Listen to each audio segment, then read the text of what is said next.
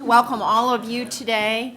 I'm especially delighted to welcome a very distinguished group of judges from many different countries. Thank you very much for visiting Duke Law School. We're very delighted to have you here with us today.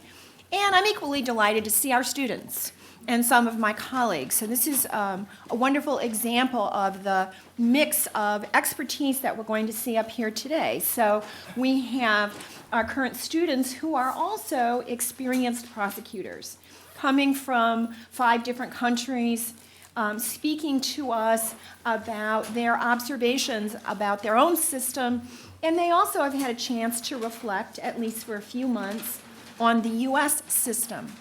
So we have 5 of them. They're each going to speak individually, and they will also be happy eventually to ask questions, and they may have a few comments among themselves as well, drawing out what they hear their colleagues saying. So I think we're in for quite a treat today. So I'll introduce each of the speakers as they come in order, and we are so well organized here. We're going to move from one end of the table to the other, and I will ask them to stay to 5 to 7 minutes so that we'll have plenty of time for each of them to introduce, to give their own thoughts, and then hopefully have a little time left over for questions. So first, to my right is Stephen Stricky. He's from Canada, and he was a legal officer in the Office of the Judge Advocate General since 2002. He practiced primarily in the areas of international law and military justice policy. His most recent posting was on the Military Justice Strategic Response Team that was formed to advance a particular bill. Operationally, I was interested to learn he's been deployed twice to Afghanistan as a senior legal advisor to the Canadian Task Force, and he was providing advice on international and operational law to military commanders. Prior to his work as a legal officer, Major Stricky worked in private practice, and among other things, he acted as a Crown agent in federal prosecutions in matters on a wide range of issues, customs, telecommunications, as well as controlled substances. And he's appeared in a wide variety of courts, courts martial, appeal, and superior courts. So, Major Stricky.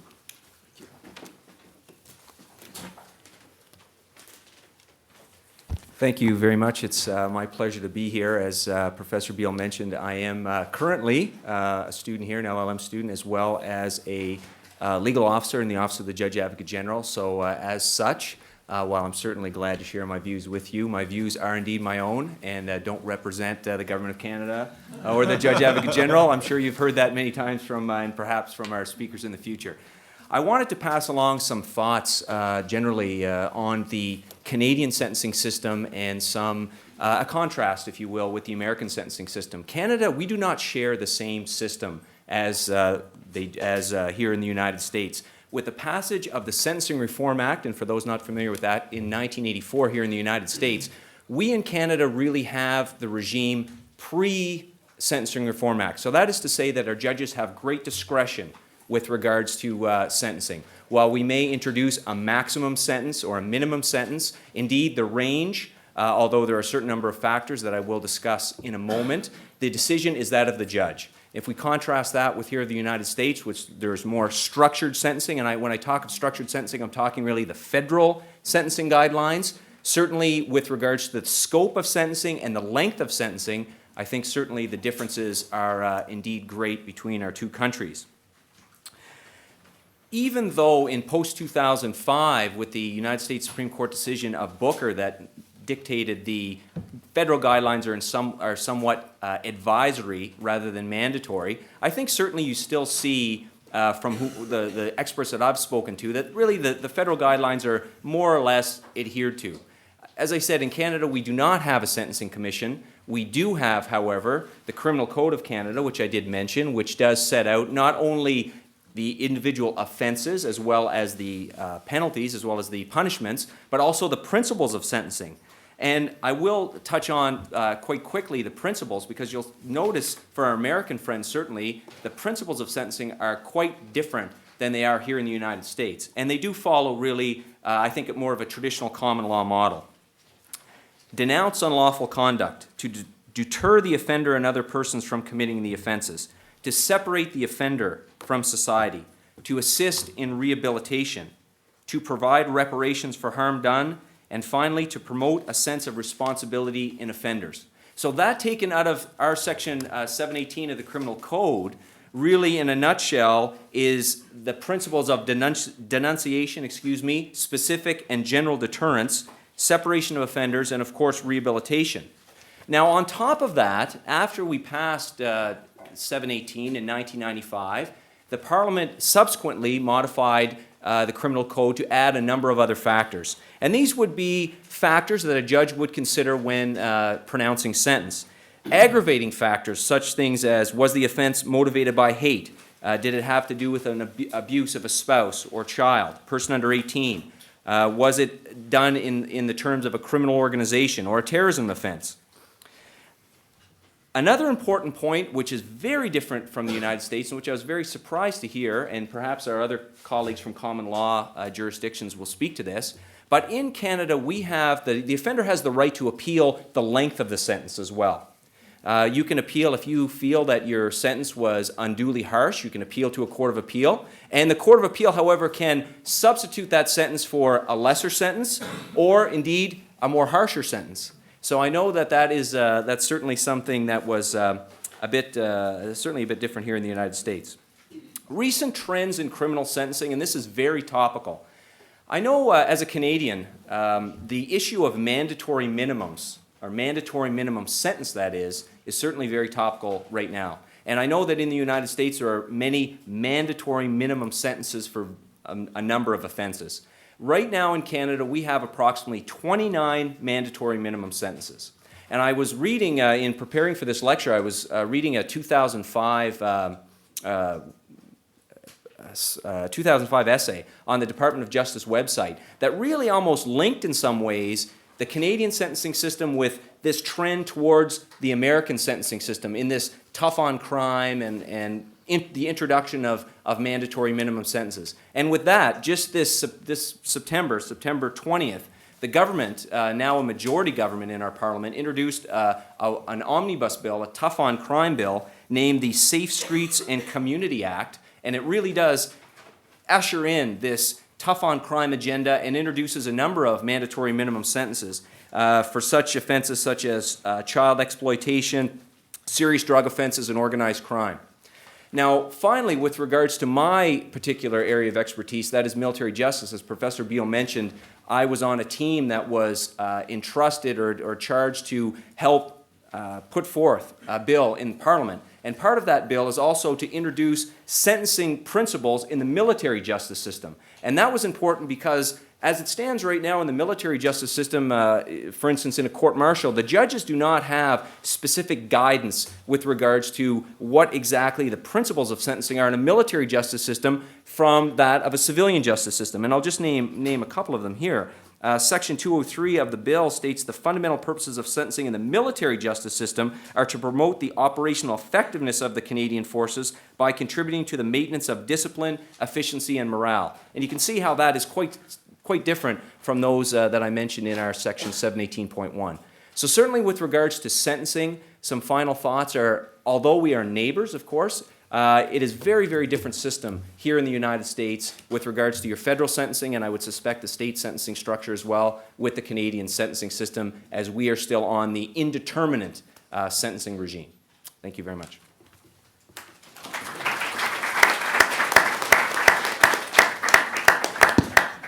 Thank you. Our next speaker is Solomon Yeru. He comes to us from Nairobi, Kenya. He's an honors graduate of Moi University in Kenya, and thereafter he joined the Kenyan School of Law, where he gained a diploma in law, and he was admitted to the role of advocates in 2003. He has 2 postgraduate certificates as well, trial advocacy from here in the United States, and a certificate from Germany. I think I saw some German judges there, in the law of hostage kidnapping and piracy. He's worked on in both private practice and as a prosecutor. So he was with a private law firm for 2 years in general legal practice, and in 2006 he joined the public service as a public prosecutor in what they call the Directorate of Public Prosecutions. His duties, he tells me, include directing and supervising police investigations, giving general criminal advice, and prosecuting serious crimes. These include homicide, human trafficking, robbery, and corruption. He's also, in I guess his spare time perhaps, teaching law in government training institutes and other colleges, and he's been involved with human rights, advocacy, and community education. So we look forward to hearing more about the Kenyan system from Mr. Jaru.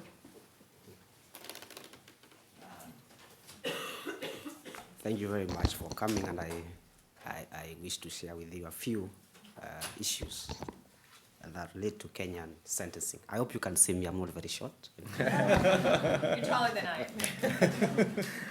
So, basically in Kenya, we are common law system, so much of the principles basically are English, just like in America. And in sentencing, the ultimate purpose of sentencing in Kenya is to deter crime and to incapacitate criminals and, of course, to rehabilitate them. So we are moving towards reformation of criminals because historically our system was very retributive. Historically, our system was to really punish, but today we're moving towards reformation of the crime. Now, some of the sentences that we have in Kenya, we have capital punishment, that is a death sentence, just like in the US.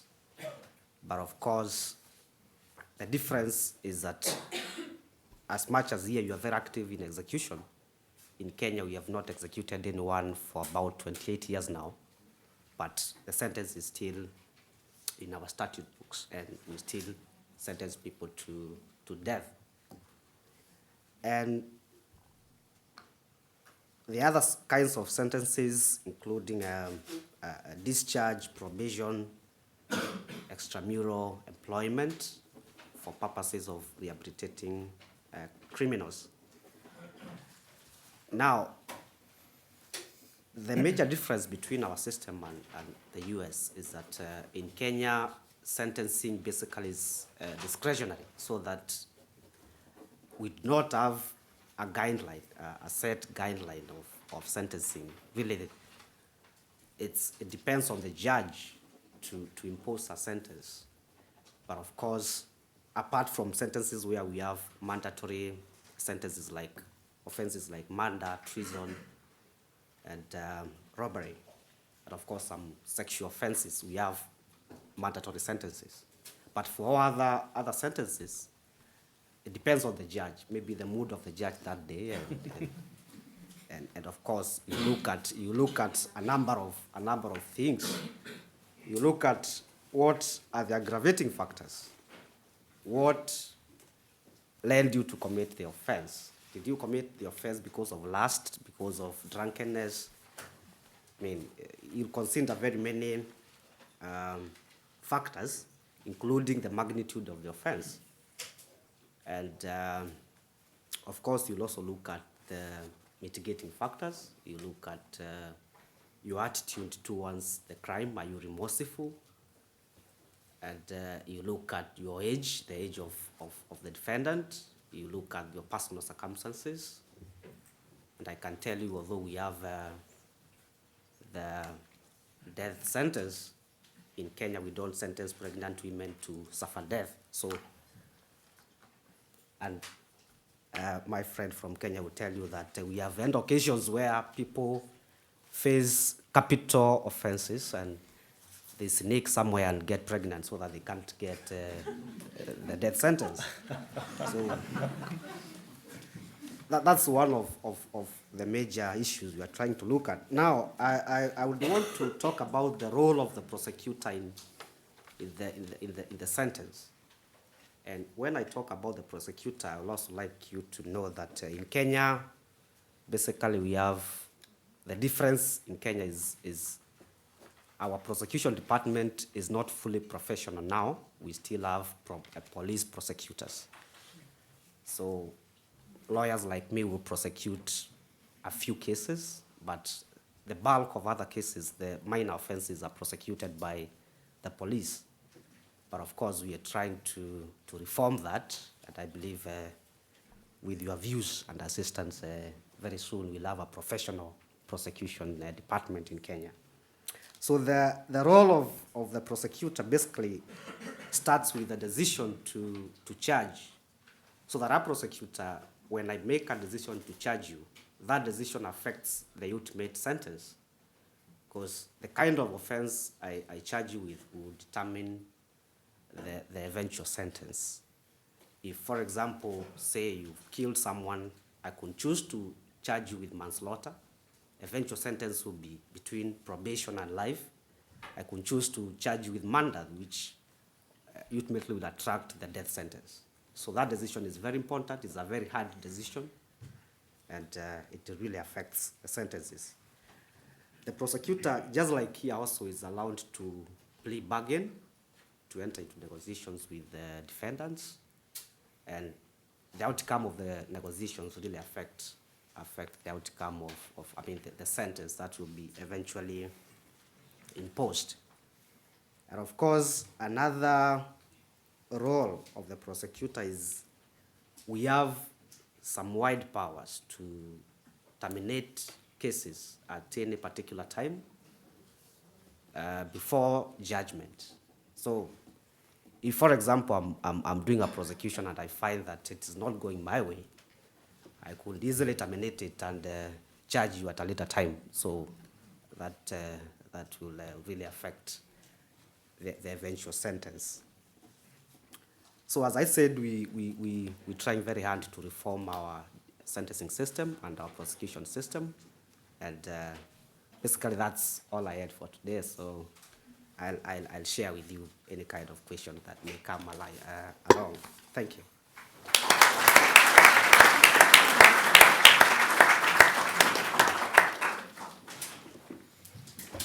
Thank you. Our next speaker will be Jang-Woo Lee, who is a public prosecutor in Korea. He was educated at Seoul National University and the Judicial Research and Training Institute. And he's worked in a number of different positions. He passed the Korean bar in 2001. And in addition to working as an apprentice in advocacy in a law firm and an apprenticeship to a judge, he's been in several different prosecutors' offices, sometimes focusing on issues such as intellectual property crime, financial crimes, tax crimes, and other white-collar crimes. In his present position in the Seoul Central District Prosecutor's Office, he's focusing not only on the investigative side in embezzlement, breach of trust in enterprises, but he's also a trial prosecutor, and he handles all kinds of crimes ranging from homicide to computer crimes, fraud, robbery, and so forth. I learned that he has been involved in some pretty prominent and important recent prosecutions, such as the investigation of an auditor in a foreign country who embezzled $60 million, the investigation of a major CEO running a huge fund for $20 million, and so forth. So he's had experience with crimes of violence, financial crimes, the investigative side, and the trial side. So we look forward to hearing from you.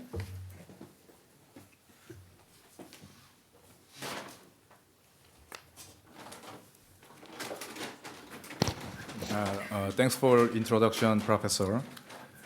Hi, everyone. My name is Jang-Woo Lee, and I'm from Seoul, South Korea.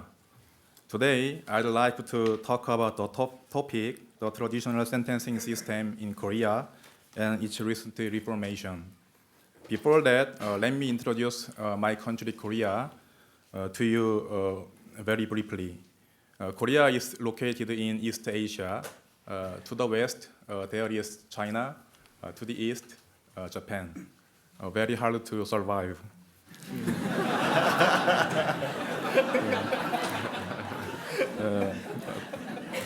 The capital city of Korea is Seoul, and its population amounts to approximately 10 million. The scale of Korean economy is ranked as 15th in the world. You may know Samsung, LG, Hyundai, which are famous Korean conglomerates. And I think you also know the UN Secretary General, Kim Un-ban, and the most famous figure skater, Yeona Kim. In my opinion, one of the proudest things of Korea is its food. Traditionally, in Korea, there have been a variety of creative spices which increase the flavor of food to the full extent.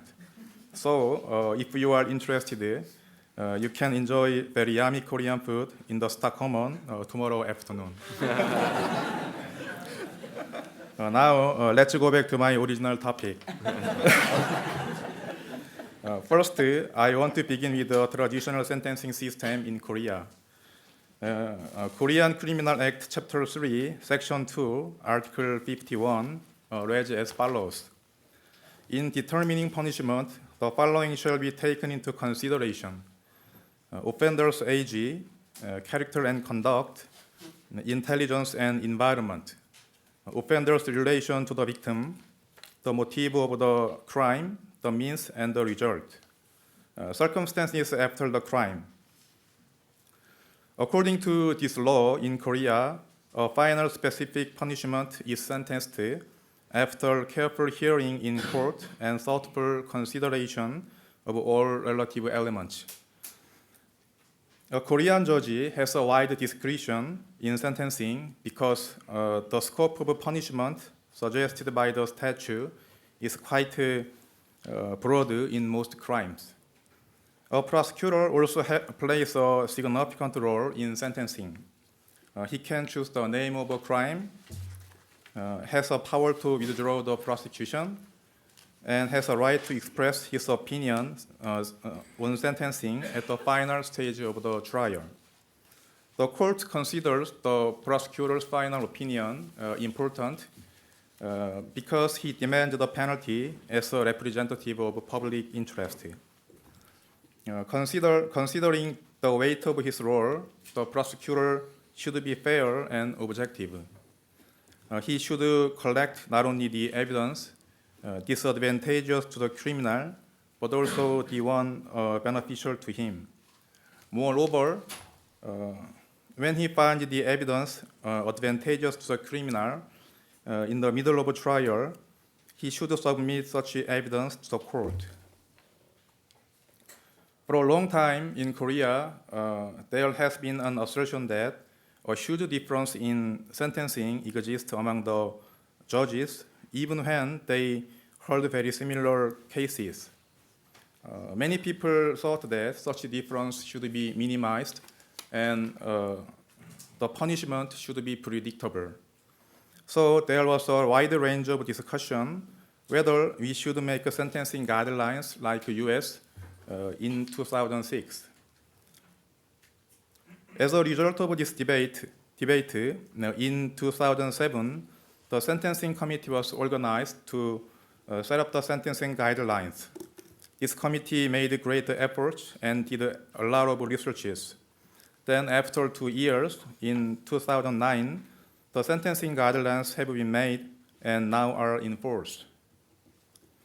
The characteristic of these guidelines is that the sentencing standards are segmented to various specific levels based on many aggravating and mitigating factors. They are not mandatory, but just advisory. However, when a judge makes a final sentencing deviated from the sentencing guidelines, he should write the specific reason in decision. Until now, the Korean judges observed these new guidelines, and it became easier for us to predict a final punishment roughly. Although it seems that the sentencing guidelines were introduced to Korea very successfully, there are still some issues to solve. For example, there is an ongoing debate whether we should change these guidelines into a law made by Korean National Assembly because they are now just a Supreme Court regulation. Another discussion is that whether we make sentencing examiners belong to the Supreme Court or not. In conclusion, Korea recently adopted the sentencing guidelines in order to correct imbalance and inappropriate sentencing, and we are making continuous efforts to solve the remaining issues. Thank you.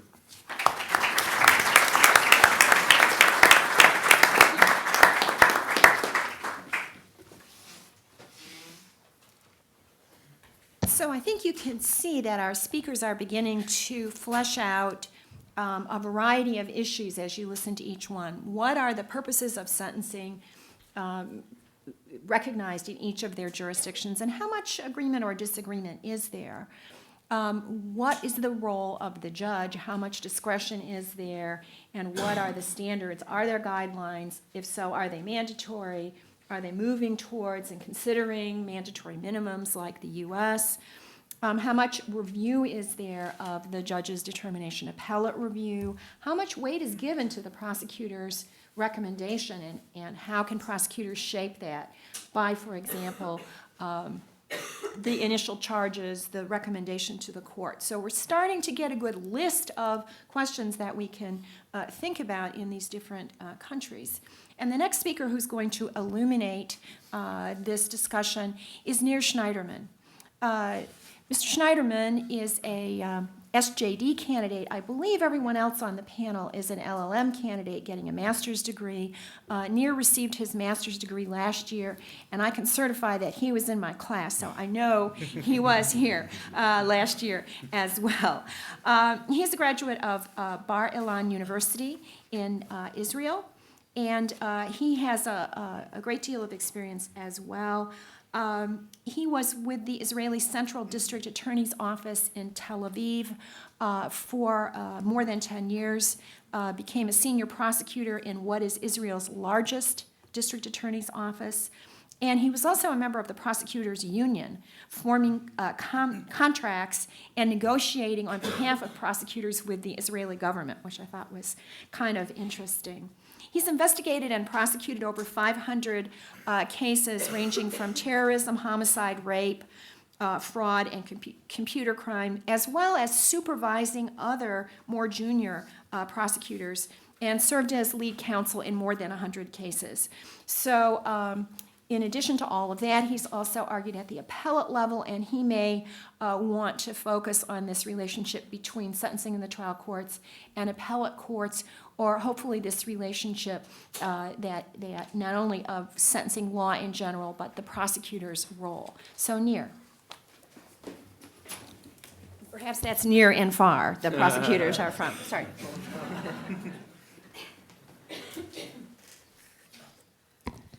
Thank you, Professor Bill. First, I'd like to thank, of course, the dear members of the International Studies Office for arranging this panel.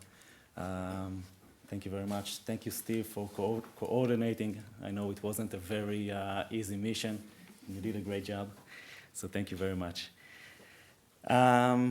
I'll say a few words at the end about the relations between the district courts in Israel, which are usually the appellate levels, and the magistrate courts in Israel, which are the lower level. But first, I'd like to speak about a very important issue.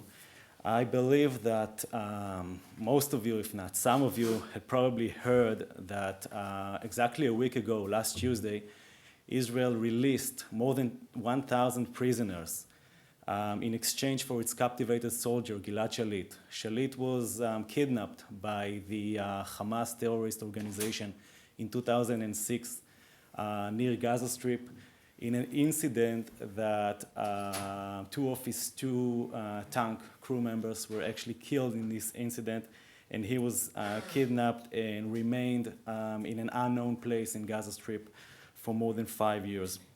On Sunday, just about 2 days before the exchange was to take place, the Israeli Prison Services has released the list of the prisoners that were to be released.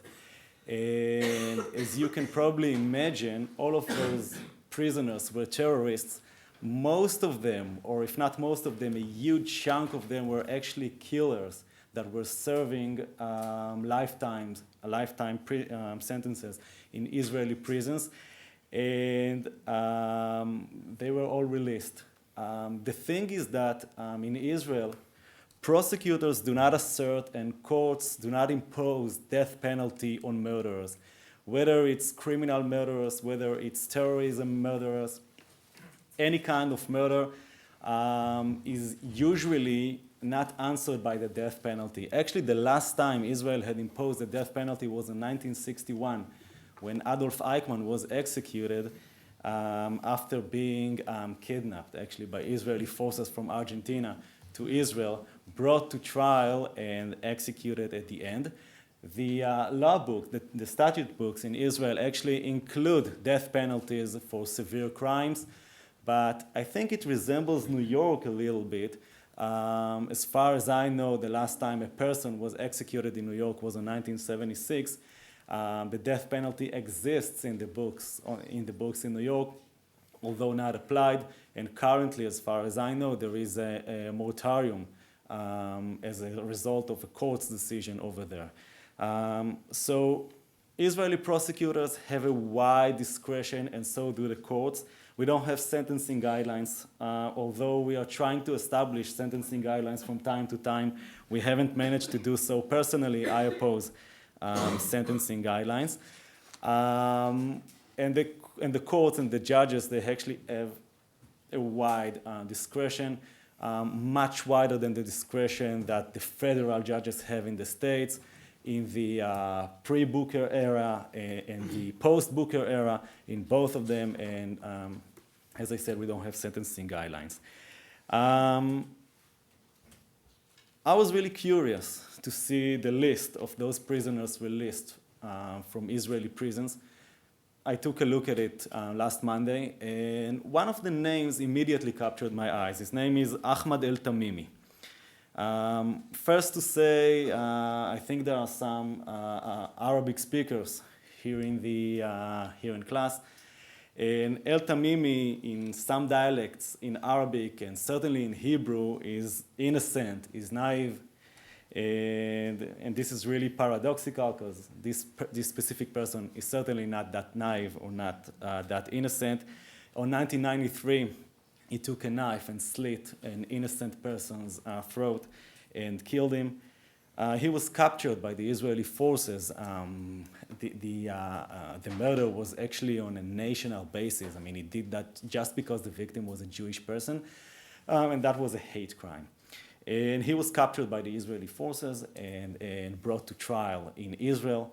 Eventually was sentenced to lifetime in prison. Again, the death penalty was not applied in this case, although theoretically it could have been, but it wasn't. He has been with us in an Israeli prison since 1993. Now, Palestinian prisoners in Israeli prisons enjoy something that I would define as terrific terms, wonderful terms. I mean, there is a major controversy whether the Geneva Conventions actually apply to the armed conflict between Israel and the Palestinians. And I won't address this controversy right now. I'll just say that Israel voluntarily took upon itself to provide those prisoners with all the Geneva Convention's protections, especially with the protections of the fourth Geneva Convention, which applies to citizens during an armed conflict. And this means that Palestinian prisoners, as opposed to Gilad Shalit, receive wonderful terms in jails. They receive health care, they receive Red Cross visitations, and this should be applied according to the Geneva Conventions. But what if I tell you that they also get some family visits? And what if I told you that until pretty much lately, they could also get Hebrew education and could even study in major Israeli institutes such as the Hebrew University in Jerusalem. I think that this is something that the Geneva Convention drafters didn't even think and dream about. Anyway, pretty lately, in 2003, this Ahmad El-Tamimi started to develop a kidney disease, an acute kidney disease. And the prison doctors and even some NGO doctors had advised that he would undergo a kidney transplant. His family actually advised that his cousin will donate his kidney to El Tamimi.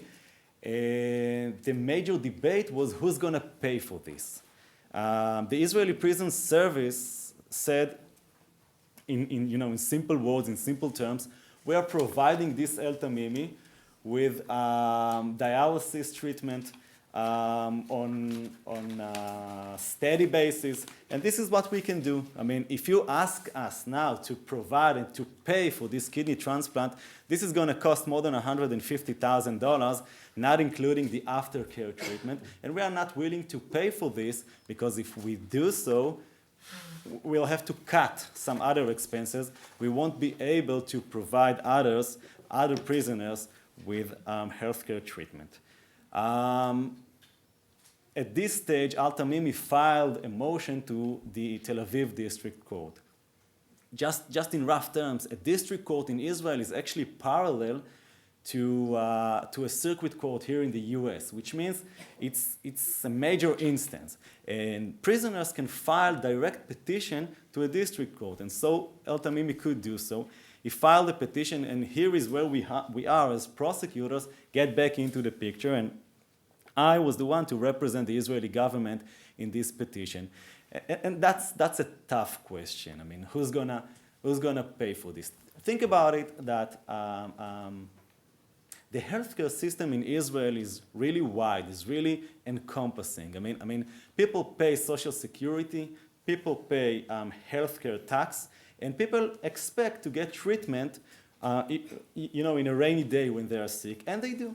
But the rationale is that they've paid throughout the years. What about prisoners? There's a good example here from the US, a case from 1973, where the Supreme Court in Estella actually said that if you don't provide prisoners with health care, then it would be considered as a violation of the 8th Amendment. This is part of a punishment. That's a punitive measurement, and that would be too cruel a punishment. So that's one thing. But what if the prisoner is a terrorist prisoner who's held in Israeli prison and defies the existence of Israel? Then the question becomes much harsher. And I spoke to the major doctor of the Israeli prison services, telling me time and again, we cannot afford this. We are not able to pay for this. And we decided to actually defend this position in court. And the major thing was that we found out during the representation that the prison service directive, which actually provided the prisoners with the health care, with the wide health care, was actually different from the civil law, because regular doctors could actually consider it systemic consideration and say, we're not able to provide such treatment because it's going to cost too much. Prison doctors could have not, and we decided to redraft the directive at this specific time.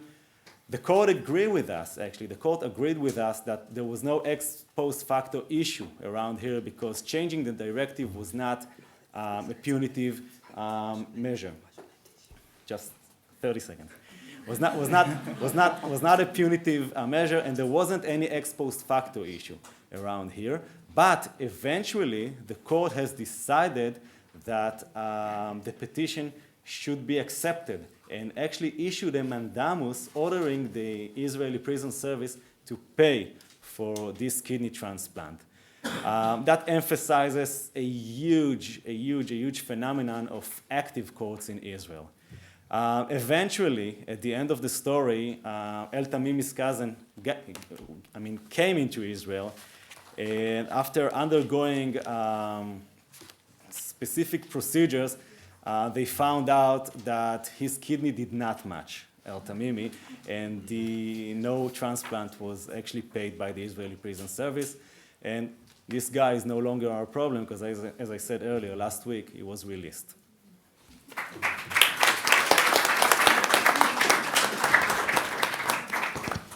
It's a fascinating story. You could see I was passing him notes, not because it wasn't interesting, but just to make sure that we had enough time for all of our speakers. So in regard to that story or other things said by the different speakers, I hope you will ask them questions to draw them out on the things they've each really been given a very short time to speak initially.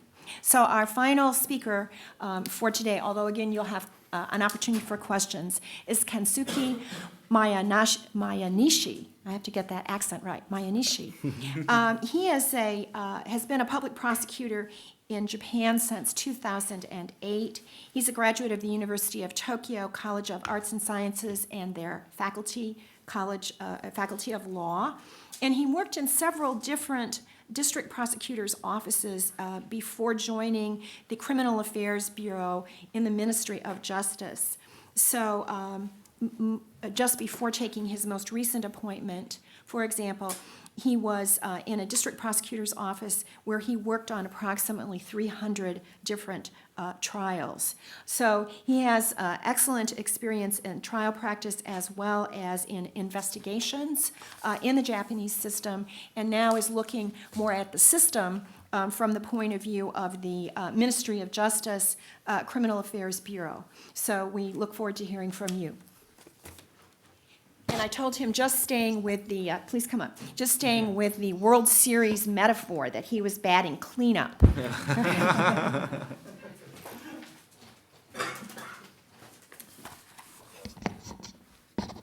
Thank you for your introduction, Professor Bill, and thank you for joining us.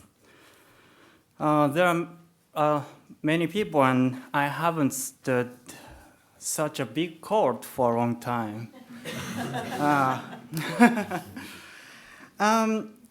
Today, I'd like to talk about the first general concept when deciding sentence very briefly, and I refer to some problems after the lay judge system in Japan has come into force, and then the characteristic point of Japanese prosecutors' jobs, which are related to deciding sentence.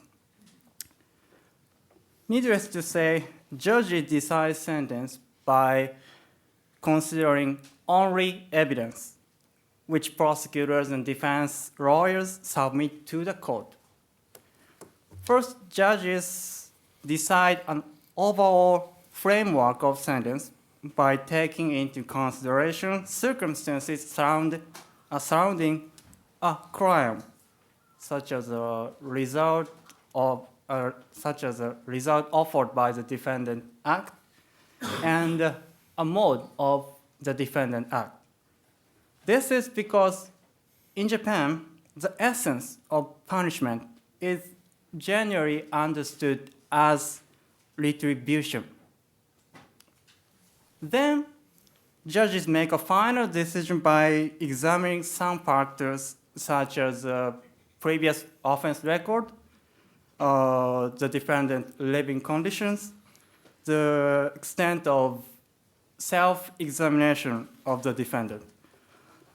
This is because the essence of punishment is secondarily preventing the defendant from repeating an offense by educating him or her. In my understanding, this fundamental theory is quite common in a lot of countries. But we don't have any stipulated sentencing guideline in Japan. It's generally thought to be unnecessary in Japan. This is probably because, in my understanding, we have totally different career system in Japan from the system in the US. Judges have been judges since they are appointed as judges after getting judicial qualifications, and prosecutors have been prosecutors since they are appointed as prosecutors. Thus, they master a proper sense of sentence naturally through repeated daily work. Then, I move to the next topic. In Japan, re-judge system has come into force in 2009. We have some debates about sentence. In our system, the court formed of 3 professional judges and 6 lay judges decide not only whether the defendant is guilty or innocent, but also the punishment. Lay judges need to determine what sort of penalty is imposed on the defendant. For example, if the sentence imprisonment with labor, how long the term of imprisonment should be. But the problem is what kind of rule lay judges should follow up. Because the criminal law shows only the range of penalty. It is almost impossible for them to decide suitable penalty for the defendant without any data. Actually, judges give lay judges data for punishment which reflects previous cases. This data shows such result by examining some factors which have influence on assessment of culpability, such as the name of a crime, the number of victims, the total damage, and the relationship between the defendant and the victim. However, from this kind of data, we can understand only rough outline of sentence because it doesn't show the contents of each cases and the important fact which thought to affect the result. Therefore, we need to revise this kind of materials. In addition, some criticize this effective use of data because it harms the purpose of the introduction of the lay judge system. One of the purposes of the system is that we can reflect popular feelings about sentence upon the decision of the court. But if lay judges refer to data for punishment which reflect the previous cases, their decision can be affected by these previous cases' decisions. Previous cases' decisions are made only by professional judges. But in my opinion, this use of data is necessary and unavoidable. And lastly, I talk about the characteristic point of Japanese prosecutors' jobs. I think this is that we investigate fully facts favorable to the suspect. For example, the prosecutor questions the suspect directly and tries to really understand the extent of the suspect's self-examination. In addition, the prosecutor checks whether the suspect has an intention to compensate for the victim's damages. If the victim's damages are recovered by the suspect, then the prosecutors question the victim directly and see if the victim desires to punish the suspect severely or not. The prosecutors investigate living conditions of the suspect and his or her family members' abilities to supervise the suspect. For example, in a case where the suspect is quite young, the prosecutors questions his or her parents and make them to promise to supervise the suspect in order to keep suspect from repeating an offense. As a result of these investigations, especially in the first offense case, the prosecutors can decide that it's better for the suspect to rehabilitate while sending ordinary life, not in a prison. And you may think that gathering these facts favorable to suspect is the defense lawyer's role, not prosecutor's role. Why do we do that in Japan? This is because Japanese prosecutors is not just one party like defense lawyers, not just an agent for a victim, but a person representing the general public, under the public prosecutor's office. Therefore, we have a legal obligation to take into evidence and facts favorable to the suspect into consideration before deciding a criminal punishment and the statement of the prosecutor's opinion regarding suitable punishment. Thank you.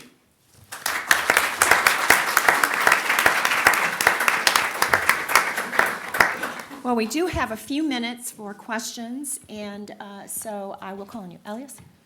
Yeah, this is for the panelists from Canada. Sorry, I was wondering whether you could comment on the recent adoption of mandatory sentencing. It seems to me that given that mandatory sentencing can lead to unjust results at times, and the lack of proof of a positive deterrence effect, I was wondering whether you could comment on that recent adoption and the factors and the reasoning behind it. Yeah, I mean, certainly, as I mentioned, the research, when I was doing the research for this, this topic, on the Department of Justice website, they had this, I guess it was almost, it was a comparative analysis on the amount of time that offenders actually spent in prison. And I guess the thought that I was left with was this real, was a link between, you know, essentially, if I can put it in a nutshell, was, well, you see, in Canada, it's not that bad. Like, they do spend a lot of time in jail, like our friends in the United States. And I mean, when I talk about mandatory minimum sentences, I think I should qualify that because the mandatory minimums in Canada perhaps wouldn't equate to that what you would think would be a mandatory minimum in the United States. Because they're shorter. Because they're shorter, thank you. Yeah, so while, you know, we seem to, in Canada, I mean, a general synopsis of Canadian law is that we take a little bit from down here and we take a little bit from England, from our history, and we sort of make that work somehow. And I think I think a mandatory minimum is a very good example. But that being said, although this certainly is you know, the government just introduced this bill. I mean, it was really 9 bills into this one large omnibus bill. But I think, I mean, just speaking for myself as a Canadian and you know, in my job, obviously as a lawyer, I don't see the huge issue with having that indiscriminate discretion of a judge with this, and on that, the concomitant appellate ability to either lower a sentence or raise a sentence. So yes, a mandatory minimum for certain offenses. I mean, it sort of draws the dander of the citizenry for egregious offenses that I mentioned, but generally speaking, I don't see the same desire for it as I see And here. Steve, just to clarify, it hasn't been adopted yet? Oh, It's no, a bill. no, not at all. It was Right, just it's a bill. introduced, first reading as far as I know, so there's. Right, we have time for a couple of other questions. Yes? A few of you mentioned how important it is for the prosecutor to choose what kind of offense you're going to charge them with. I know that in the United States, a trier of fact can find them, a defendant guilty of lesser offenses. Is that possible, or are they limited just to the one that they're charged with? No, in Kenya, the discretion of the judge really to reduce the offense from what has been charged is quite limited. So that, of course, the judge can sentence for a lesser charge, but in limited situations. And, Anyone else want to speak to that? You? Yeah, in Israel, we don't have juries in Israel. We have judges who decide about the facts and then they sentence.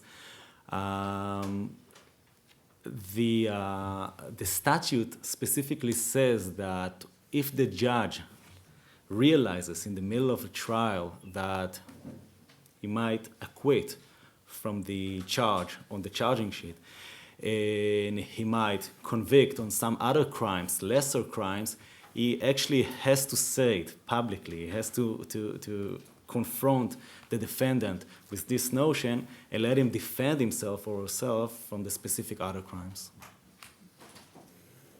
I think we have time for at least one more question. Please. From the Israeli on the speaking from the perspective of prosecutor, I couldn't help noting the frustration with the activist approach of the judiciary now. You can talk about fabulous conditions for a convict who is still convict, deprived of his freedom in a foreign land, without the political connotation of that. Why do you have problems with the judicial process that compels the states to provide health care for somebody who has detained the due process? Why is that an issue? Should justice be selective because you're an offender as a terrorist? I mean, you've broken the law as a terrorist or as ordinary criminal. I think crime is crime.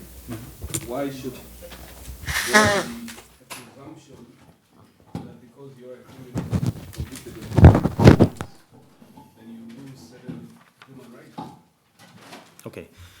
First, thank you for the question. It's a great question. I won't involve here political thoughts and things like that. I don't think I was really frustrated by the vast consideration of the courts. I actually said in one point that I think that, in other respects, the sentencing guidelines, in my point of view, are not such a good idea because they sort of tell the judge what are you supposed to do and not leave it to his own consideration whether it should or should not be done. I was trying to highlight the moral question of providing specific health care for a specific prisoner. And what the limits of that would be. Yeah, because thank you, because think about it. The budget of the Israeli prison services is limited. We in Israel, we always say that as long as our 35 or 40% of our budget goes to the Ministry of Defense, we won't be able to provide enough money for internal security. We won't be able to provide enough money for other things. So it's an allocation question. Yeah. Just to end this sentence. So the thing is that if you decide as the prison services to pay more than $150,000 for the healthcare of one prisoner, you will deprive the others. I And know that's the that there issue. is more to say on this and more to say on everything. You can tell from that noise that we're starting to have students who have to leave for their next class, and then we have the other students who are waiting to get into this room. So sadly, we must conclude this discussion, and I hope you will all join me in thanking our presenters.